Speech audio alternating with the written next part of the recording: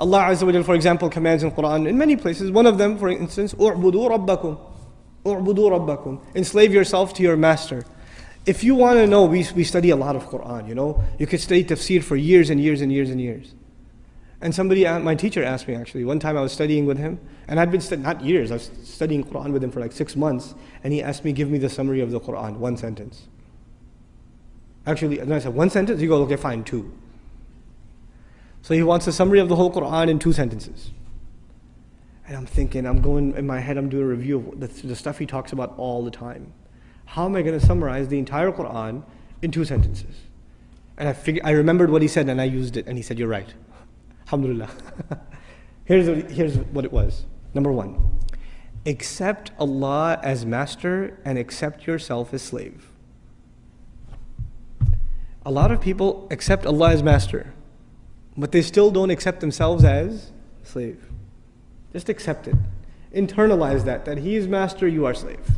Accept that. Number 1.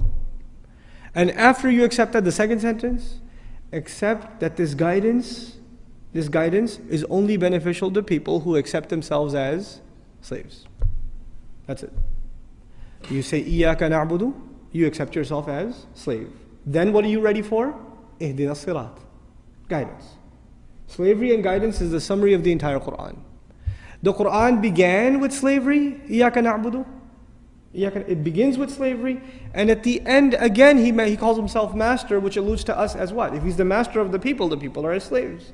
Ends with slavery. So this is the heart of the matter.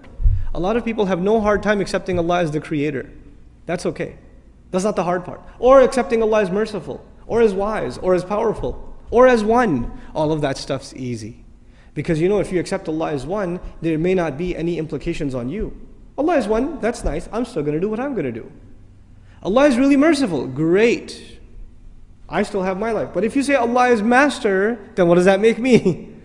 That makes me slave. And to put it in very simple terms, the difference between a free person and a slave person is very simple. It's not a complicated subject. The difference between a free person and a slave person is, a free person does whatever he or she wants. What does a slave do? A slave cannot do what he or she wants. If a slave did what he or she wanted, then they would be considered free. The only thing that makes them a slave is they do what the master wants. If you accept that your will comes under the will of Allah, your will has to be submitted like a slave before the will of the master. Then you've understood what this book is, what this message is. That's the summary of this message. It sounds very simple. I mean, it takes 5 minutes to explain, but internalizing that is a lifelong struggle.